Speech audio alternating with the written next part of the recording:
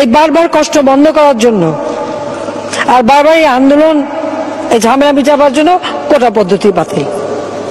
পরিষ্কার কথা, আমি এটাই মনে করি সেটা হলেই ভালো। মুক্তিযোদ্ধাদের নাতিপুতিরাও পাবে না, তাহলে কি রাজাকারের নাতিপুতিরা পাবে?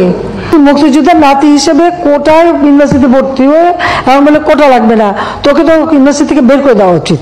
হ্যাঁ, ওকে ওই ইউনিভার্সিটি থেকে বের করে দেওয়া উচিত যে কোটা নাই, তোর পাওয়া নাই, যা বাড়ি যাবে, বসে থাক। বাংলাদেশ সরকারের বর্তমান যারা ক্ষমতায় বসে আছেন তাদেরকে আমরা এটা প্রতিনিয়তই দেখছি, তারা নিজেরাই আসলে একটা বাক্য বলেন, তার পরের দিন আসলে তারা নিজেরাই নিজেদের বাক্যের আবার পরিবর্তন করেন। এইরকম একটা মিথ্যাচারের মধ্যে দাঁড়িয়ে, একটা অযৌক্তিক অবস্থানের মধ্য দিয়ে দাঁড়িয়ে একটা সরকার পরিচালনা করছে, সেটার আসলে আমরা অনেক বেশি কিছু দেখতে হয় না। যখন আমরা 2018 সালের নির্বাচনকে দেখেছি, তখনই আমাদের সামনে সবকিছু হাজির হয়েছে যে তারা যা ইচ্ছা তাই করতে পারে নিজের ক্ষমতাকে নিশ্চিত করার জন্য।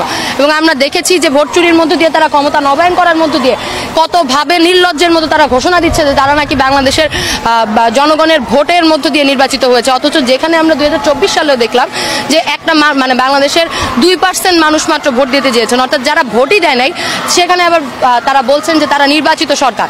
এই বাক্য যারা নির্লজ্জের মতো বলতে পারে, তারা শুধু কোটা বা ছাত্রদের আন্দোলন বিষয় না, তারা দুনিয়ার তাবৎ বিষয়ে নানান ধরনের মিথ্যাচার করতে পারে, এবং সেই মিথ্যাচারের প্রমাণ আমরা আজ পর্যন্ত বহুবার তারাই তাদের প্রমাণ দিয়ে গেছে। শিক্ষার্থীরা একদম ন্যায্য একটা দাবি, সেই দাবি হচ্ছে কোটা পদ্ধতির সংস্কার। আমরা দেখব যে 2018 সালে যখন এই কোটা সংস্কারের দাবি নিয়ে আন্দোলন হয়েছে, তখন কিভাবে প্রধানমন্ত্রী বলা যায় যে একটা ছেলে খেলা, একটা অধ্যত্বের সাথে সে কোটা বাতিল একটা ঘোষণা দিয়ে দিলেন।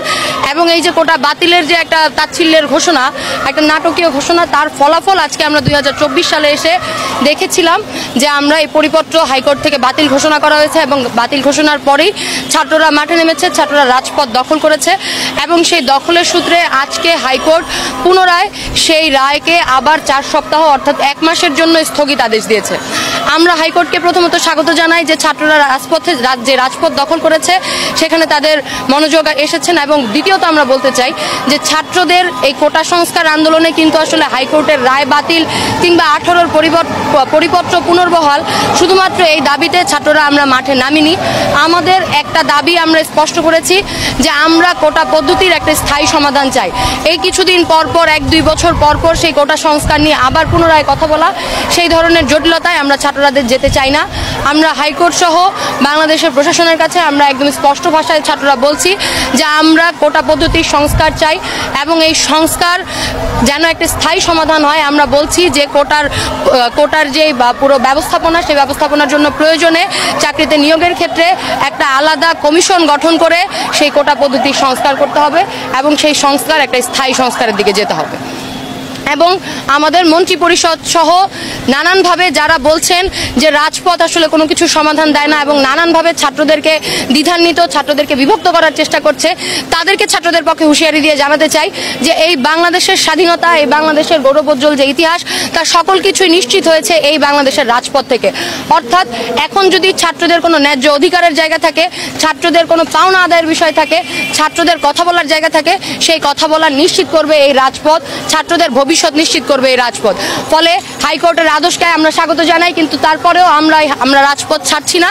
আমরা বলছি যে যতদিন পর্যন্ত এই কোটা পদ্ধতির যে সংস্কার, সেই সংস্কারের কোনো স্থায়ী সমাধান না আসছে, ততদিন পর্যন্ত ছাত্ররা রাজপথে থাকবে, নিজের অধিকার, নিজের মর্যাদা, নিজের ন্যায্যতার জন্য লড়াই করবে। কারণ যখন আন্দোলনটা শুরু হয়েছে তখন থেকেই আমরা দেখতে পেয়েছি নানান মহল তারা এটা বলেছে যে এটা হাইকোর্টের বিষয়, এটা রাজপথের বিষয় না। কিন্তু এটাই আমরা বলতে চাই যে বাংলাদেশের এখনো পর্যন্ত যত পরিবর্তনের সূচনা হয়েছে, যত পরিবর্তন সূচিত হয়েছে, তার সূত্রপাত এই রাজপথ থেকেই হয়েছে। এটা কোটা পদ্ধতির এই আন্দোলন এটা আজকের কথা না, সে 2003 সাল থেকে আমরা দেখছি। ফলে সেই দিক থেকে আমরা বলতে চাই ছাত্ররা আমরা রাজপথ থেকে সরছি না। এবার মন্ত্রী পরিষদ থেকে শুরু করে যে যতভাবে আমাদেরকে দ্বিধান্বিত, বিভক্ত করার চেষ্টা করুক না কেন, ছাত্ররা কোটা পদ্ধতির স্থায়ী সমাধান চায়। স্থায়ী সমাধান না হওয়া পর্যন্ত ছাত্ররা আমরা রাজপথে আছি। এই বাংলা ব্লকের চলবে, নতুন আরো কর্মসূচি আসবে, এবং সেই কর্মসূচিতে বাংলাদেশ আপামর জনতা এতদিন পর্যন্ত যে সমর্থন জুগিয়েছেন, সেই সমর্থনকে আরো বেশি আমরা প্রত্যাশা করি। বাংলাদেশের অন্যান্য যে ছাত্ররা যেভাবে যে তরুণরা এখানে যুক্ত হতে পারে, তাদেরকে আমরা আহ্বান জানাই। এবং আপনারা যারা মিডিয়া বন্ধুরা আছেন তাদেরকেও বলতে চাই, বাংলাদেশের ছাত্রদের যে ন্যায্য আন্দোলন, বাংলাদেশের মানুষের যে ন্যায্যতার প্রশ্ন, সেখানে আপনারা ন্যায্যতার প্রশ্নে আপনারা ন্যায্য জায়গা থেকে অবস্থান নেবেন এবং বাংলাদেশের মানুষের পক্ষে অবস্থান নেবেন বলে আশা করি। তো বাংলাদেশ একটা ইস্যু ভিত্তিক দেশ, সেই ইস্যুর উপরে ইস্যু আনার কোনো চেষ্টা চলছে কিনা, কিন্তু সেই জায়গা থেকে বাংলাদেশের মানুষের পক্ষ থেকে খুব উত্তম জবাব বাংলাদেশের মানুষ দিয়েছে। বাংলাদেশ যেমন বলছে যে এই বাংলা ব্লকেড, ঠিক আবার একই বলছে যে এই বাংলা ব্লকেড আজকে গ্রুপ নিবে রেল ব্লকেডের জায়গায়। ফলে আমরা এই জায়গা থেকে ছাত্রদের পক্ষ থেকে বলতে চাই যে বাংলা ব্লকেড আজকে কোটা সংস্কারের জন্য দাঁড়িয়েছে, সেই বাংলা ব্লকেডই রেল ব্লকেডে রূপান্তর হবে।